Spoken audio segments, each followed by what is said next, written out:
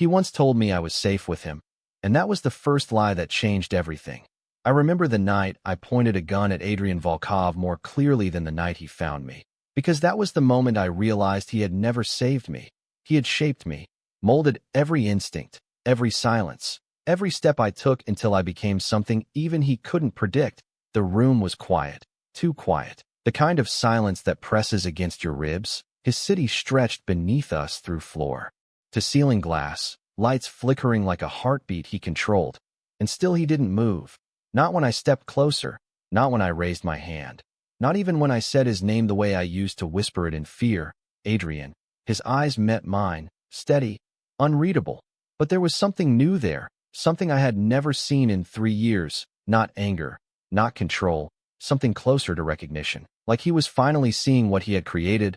I could still feel the cold from that first night in my bones, the rain soaking through my clothes, the alley smelling like rust and smoke, the sound of footsteps behind me that meant I had nowhere left to run, and then him, stepping out of the darkness like he owned it, coat untouched by the storm, voice calm, almost bored.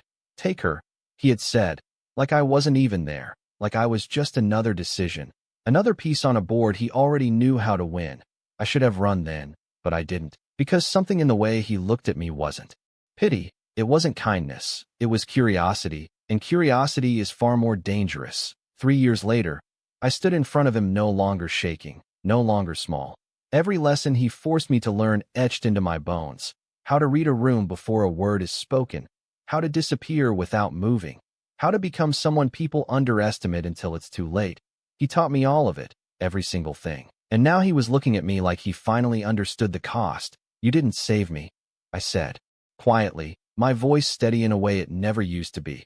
"You trained me." The words hung between us, heavier than anything I could have done, and for the first time since I had known him, Adrian Volkov didn't interrupt, didn't correct, didn't take control. He just watched me, like he was waiting to see what I would do next, and that was when I realized something even more dangerous than power. I didn't need to pull the trigger to change his world. I already had.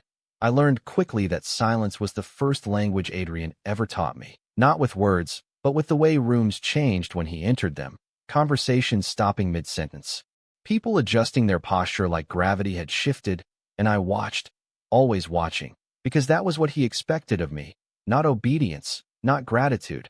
Observation. He never said it out loud, but everything in that house was a lesson. The way the staff moved without being seen, the way doors closed before anyone noticed they were open, the way his voice never had to rise to be heard. I absorbed it all, piece by piece, until it felt less like learning and more like remembering something I had always known. At night, I would stand by the window of my room on the 3rd floor, looking down at the city that never really slept, counting the seconds between the passing headlights, measuring patterns, predicting movement.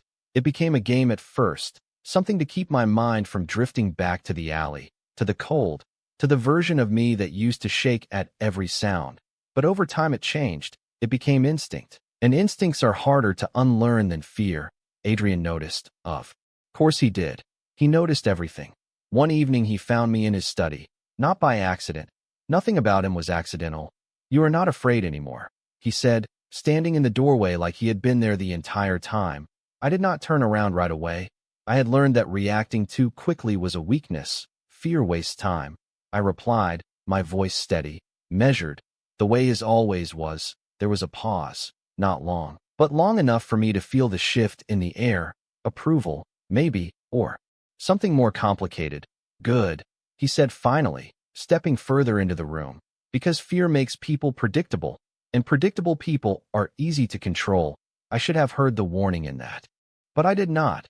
Not then, because I was too focused on becoming everything he was teaching me to be. Days turned into months, months into years, and somewhere along the way I stopped asking why he kept me, stopped wondering what I meant to him, because the answer did not matter as much as the position I was building for myself. I was no longer the girl he had taken in. I was part of the system now, part of the structure that held his world together. And that was when I found the file. It was not hidden well enough for someone like me. Not anymore. A simple folder tucked between others that looked far more important. My name was not on it. But the date was 3 years ago, the same night he found me, My fingers did not shake when I opened it. That part of me was gone, replaced by something colder, something sharper. Inside were photographs, reports, details that did not match the story I had built in my head. I was not a coincidence. I was not a random act of mercy. I was chosen, selected for reasons I did not yet understand. And as I stood there in the quiet of his study, the city lights reflecting faintly on the polished desk, I felt something shift deep inside me. Not fear, not anger, something far more dangerous, clarity. And for the first time in 3 years, I stopped thinking like someone who belonged to his world and started thinking like someone who could walk away from it, or burn it down without ever raising her voice. The first thing I learned after reading that file was how to breathe without reacting, because reacting would have meant I still cared about the version of the story I had believed for 3 years, and that version was already gone, replaced by numbers, timestamps, and a name I had not expected to see. Carter, typed neatly in a report that did not read like a rescue. It read like an acquisition. I closed the folder slowly, aligning the edges the way Adrian always did, leaving no trace that it had ever been touched. And when I turned around, he was there, not surprised, not angry, just watching me with that same unreadable expression that had once felt like control and now felt like a question. "How long have you been standing there?" I asked, keeping my voice even, because this was not the moment to show anything he could use. "Long enough," he replied, his tone calm, almost thoughtful, as if he had been waiting for this exact moment to arrive. There was no accusation in his voice, no demand, just silence stretching between us like a test neither of us acknowledged out loud. I stepped away from the desk, slow, deliberate, matching the rhythm he had trained into me. "You should hide things better," I said, not as a challenge but as an observation, and something shifted in his gaze, something sharper, more focused. "You were not supposed to find that," he said, and for the first time since I had known him, there was a trace of something beneath the control, not fear, but awareness, as if he had just recalculated something he thought he already understood. "Nothing about me was accidental, was it?" I asked, tilting my head slightly, studying him the way he had studied me for years. He did not answer immediately, which told me more than any words could have. "I chose you," he said finally, and the honesty in that sentence landed heavier than any lie ever could. "Chosen for what?" I asked, because this was the part that mattered, the part he had never intended to explain, but now could not avoid. He took a step closer, not threatening, not soft, just present. "You survived something you should not have," he said quietly, "and people like that either disappear or become useful, and I decided not to let you disappear." "Useful," I repeated, tasting the word like it might reveal something hidden beneath it. And that was when it clicked, not just what he had done, but what he had expected. "You were building something," I said, my voice softer now, more certain, "not a person, not a life, something else entirely." He did not deny it, did not soften it, because Adrian Volkov did not rewrite his decisions to make them easier to hear. "You learned faster than anyone I have ever seen," he said, his eyes holding mine, steady, unflinching, and I needed someone who could see what others miss, someone who does not hesitate, someone who understands that emotion is a liability, and you thought that someone would belong to you. I finished for him, and for the first time, a faint smile touched his expression, not warm, not cold, just recognition. "I thought I could guide it," he said, and there it was, the truth neither of us could ignore anymore. He had not just taken me in, he had shaped me with a purpose, and somewhere along the way, I had become exactly what he wanted, just not in the way he expected. I stepped back, putting space between us, not out of fear, but out of choice, and that difference changed everything. "You taught me how to see the world the way you do," I said quietly, "and now I see something you missed." His eyes narrowed slightly, not in anger, but in focus. "What is that?" he asked, and I held his gaze, steady, unyielding. "You never realized I was learning you too the moment I said it." I saw it land, not like a threat, not like defiance, but like truth. And truth was the one thing Adrian could never fully control. His silence stretched just a fraction longer than usual, and for anyone else it would have meant nothing. But I had spent 3 years studying the space between his words, the subtle shifts, the almost invisible changes, and this was one of them. "You think you understand me," he said finally, his voice low, measured, But there was something beneath it now, something sharper. I tilted my head slightly, mirroring the way he used to observe me. I do not think, I know, I replied. And that was not arrogance, it was evidence. Every late night conversation he thought I was not listening to, every decision made with a single glance, every pattern repeated until it became predictable. He had taught me how to see systems, and he had never considered that he was one of them. I moved past him toward the window, the city glowing below like a map of choices waiting to be made. You always choose efficiency over emotion, I said quietly, tracing the faint reflection of the skyline with my eyes. You trust patterns more than people, and you believe control is the same as safety. Behind me, I could feel his attention sharpen, focused now in a way it had never been before, because this was no longer about what he had built. It was about what he had missed. And what did I miss? He asked, not defensive, not dismissive, just direct. I turned to face him, closing the distance just enough to make the air between us feel intentional. You assumed I would follow the same rules, I said, my voice steady. You taught me how your world works, but you never asked what I would do with that knowledge. His gaze held mine, searching, calculating, but for the first time, there was no immediate answer in his eyes, only the process of finding one. And that hesitation was everything, because hesitation meant uncertainty, and uncertainty meant change. I picked up the folder again, not hiding it this time, letting it exist openly between us. You chose me because I survived, I continued, because I adapted, because I learned, and now you are realizing that those same traits do not make someone loyal, they make them independent. The word hung in the air, heavier than anything else I had said. Independent meant I was no longer part of his system, no longer something he could predict or direct. It meant I had crossed a line he could not redraw. He exhaled slowly, not frustrated, not angry, just thoughtful, as if recalculating a structure that had shifted without warning. And what do you want? He asked, and that question, simple as it sounded, carried more weight than anything else, because for 3 years, I had never been asked that. Not directly, not honestly. I had been shaped, guided, positioned, but never given the space to define my own direction.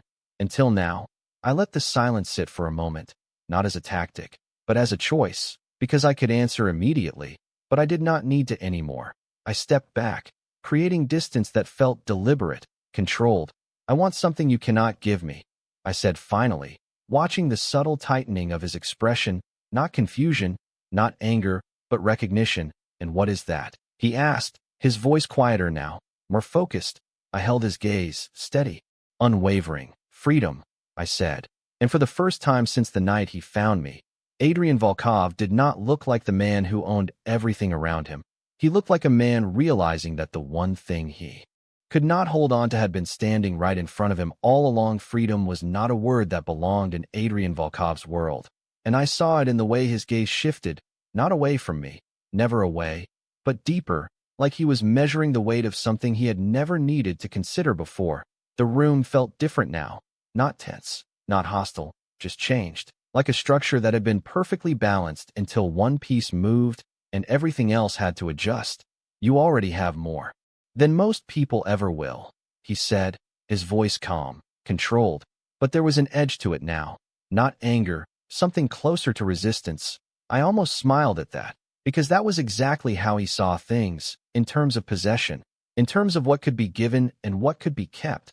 That is the problem, I replied quietly, stepping closer to the window again, watching the reflection of both of us in the glass. Two figures standing in the same space, but no longer part of the same world. You think freedom is something you give, something you allow, but it is not. It is something you stop taking. The words settled between us, simple but immovable, and I knew he understood them, not because he agreed, but because he had built his entire life around the opposite idea. Control was his language, his foundation, his answer to everything uncertainty threatened to break. And now I was standing here, speaking in something he could not reshape. You are not a prisoner here, he said, more firmly this time, as if defining it would make it true. I turned slightly, meeting his eyes again, not directly challenging, just steady. I never said I was, I answered. And that was where the difference lived, not in walls or locked doors, but in expectations, in invisible lines drawn so carefully They felt like choices when they were not. I stayed because I needed to learn. I continued, my voice softer now, but no less certain. I stayed because I had nothing else, and because you made sure. This was the only place where I could become something more.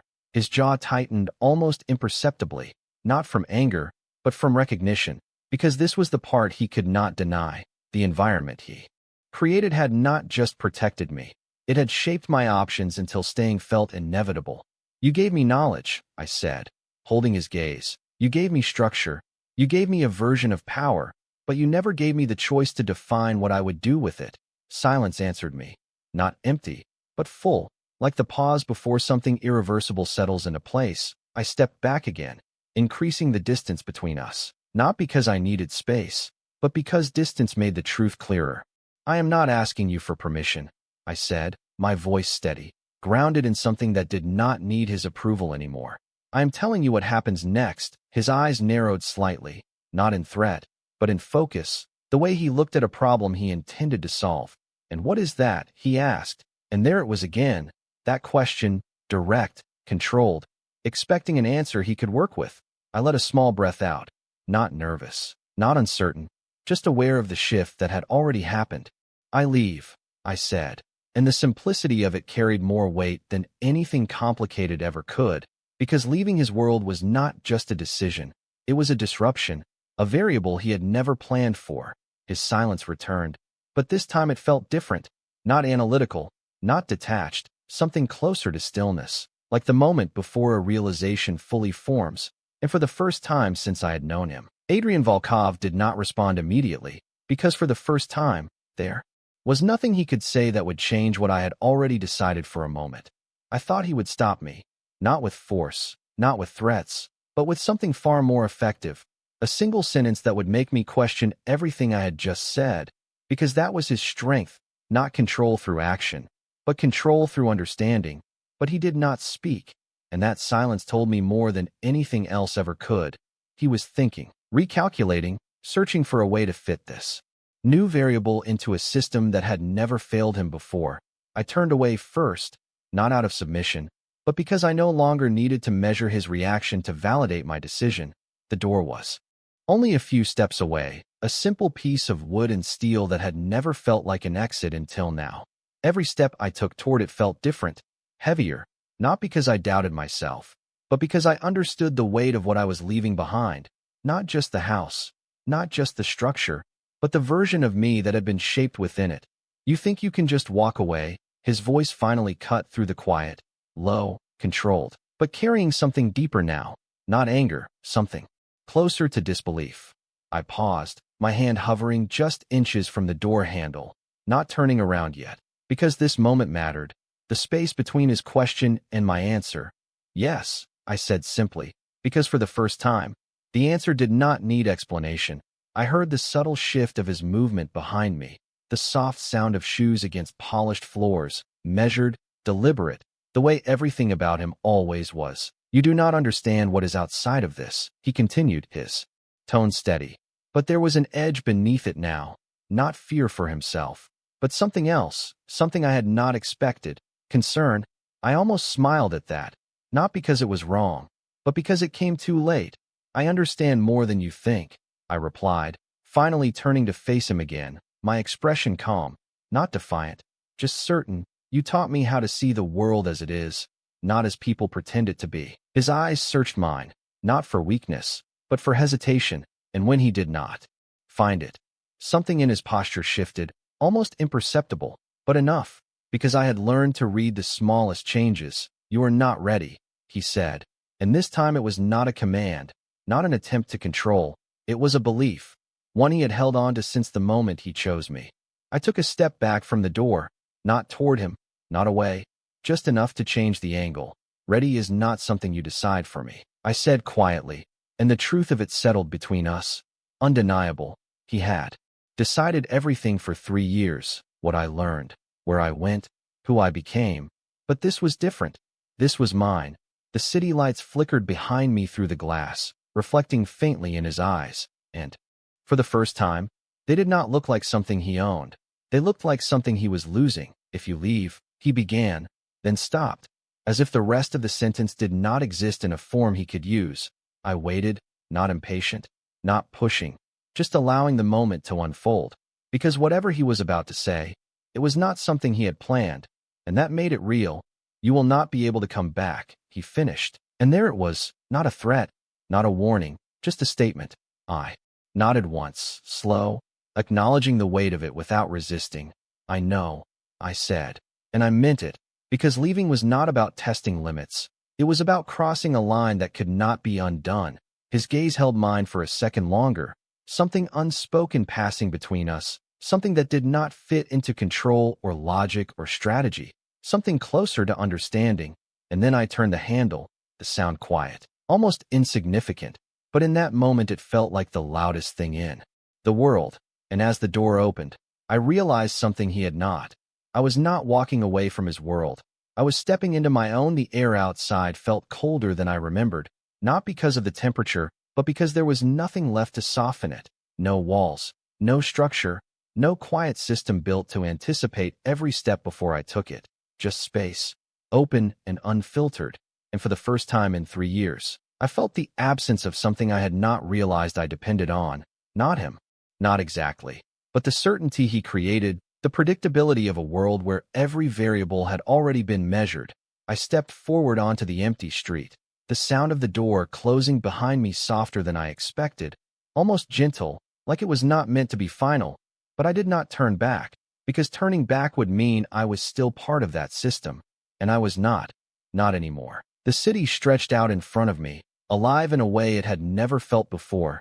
Every passing car, every distant voice, every flicker of light carried possibility instead of pattern, and that made it both unfamiliar and clear at the same time. I moved without rushing, without hesitation, because hesitation was something he had taught me to eliminate.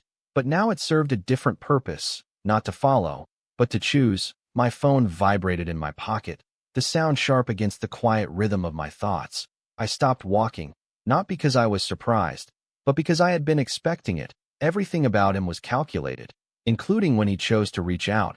I pulled the phone out slowly, the screen lighting up with a single name, Adrian. No message, just the call, direct, deliberate. I stared at it for a moment, not with conflict, not with doubt, but with understanding.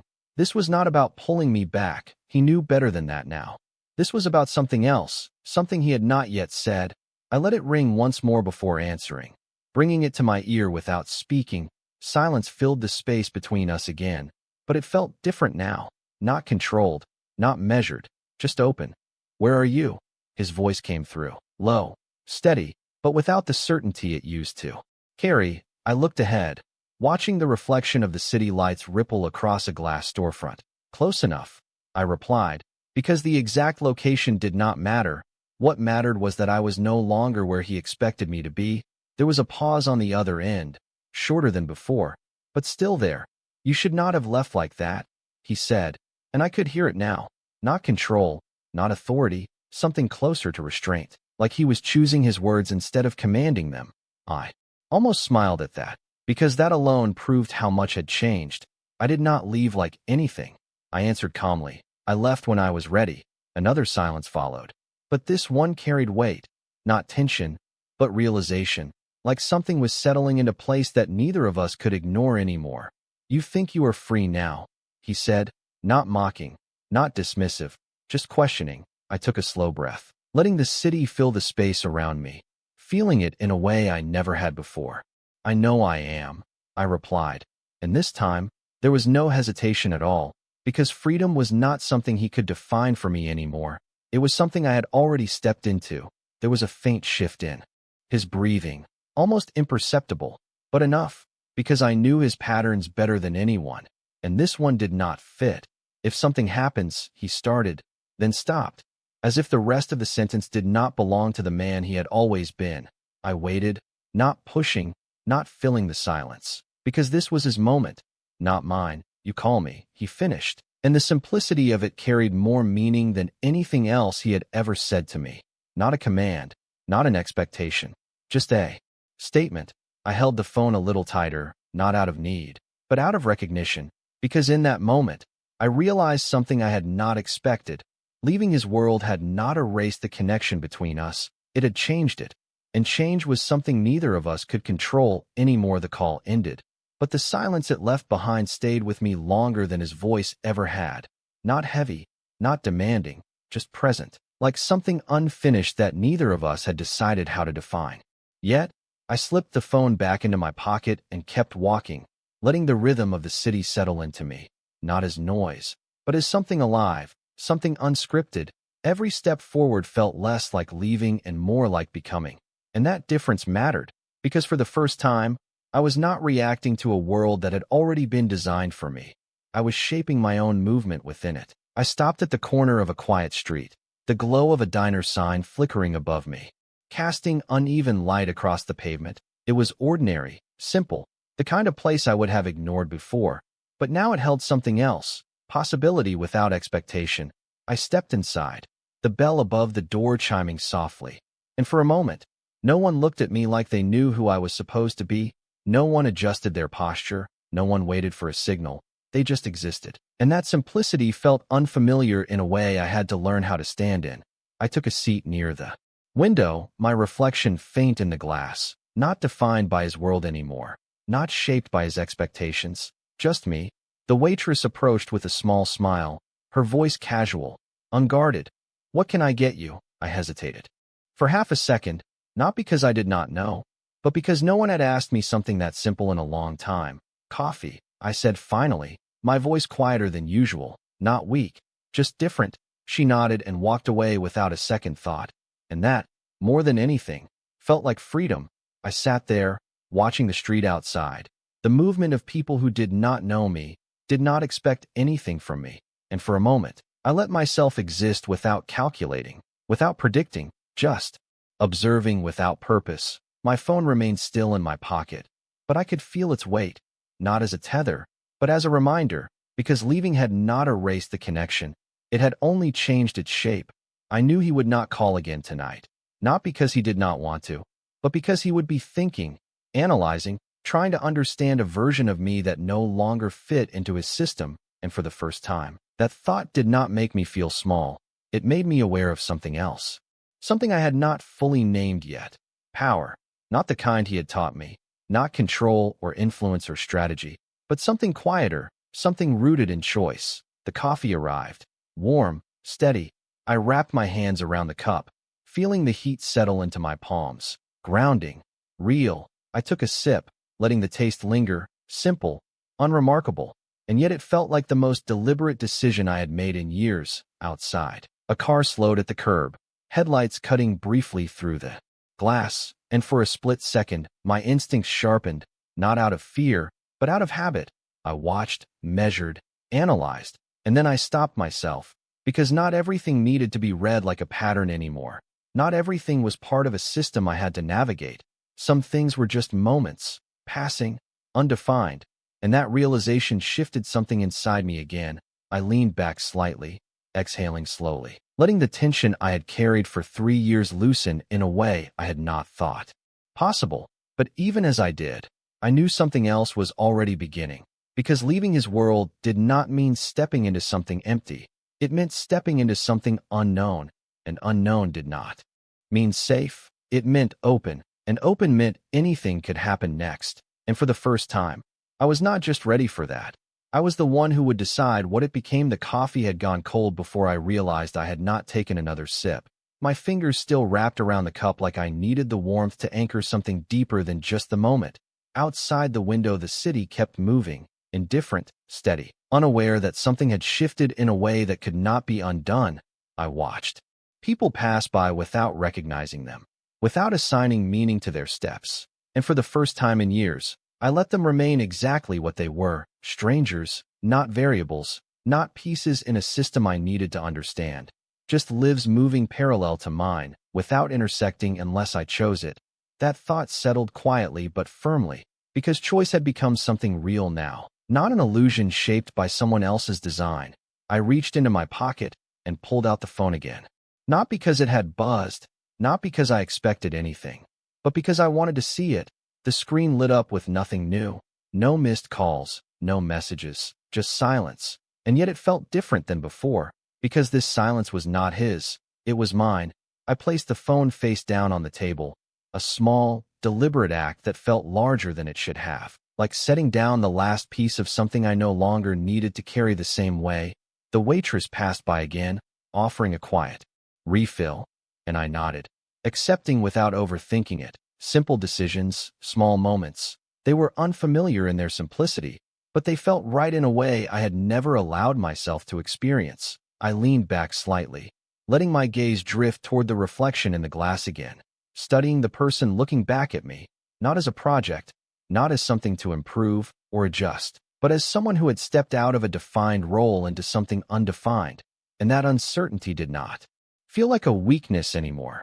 It felt like space. The door of the diner opened briefly, a rush of cool air brushing against my skin, and my instincts sharpened again for a fraction of a second, observing, measuring, calculating, and then easing, not because I ignored them, but because I chose when to listen now. That was the difference, not the absence of awareness, but control over where it led me. I exhaled slowly, letting the rhythm of my breathing settle into something steady, something that belonged to me instead of being shaped by expectation. Somewhere across the city, I knew Adrian was still awake, still analyzing, still trying to map out a version of the future where this made sense. But for the first time, I was outside of that map, beyond the edges of what he could predict, and that realization did not feel like rebellion. It felt like truth. I picked up the cup again, taking a slow sip, the taste now cooler, but still grounding, still real, and I understood something in that moment that I had not fully grasped before. Leaving had not been the end of something. It had been the beginning of everything I had not been allowed to define. I set the cup down gently, my reflection steady in the glass, and for the first time, I did not see the girl he had taken in, or the version of me he had shaped. I saw someone else entirely, someone who had learned from his world without belonging to it, someone who could walk forward without looking back. And as I stood up, reaching for my coat, I realized the most important thing he had never taught me, not how to survive, not how to adapt, but how to choose. And now that I had learned it on my own, there was nothing left in his world that could hold me, because I was no longer something he created, I was something he could never control.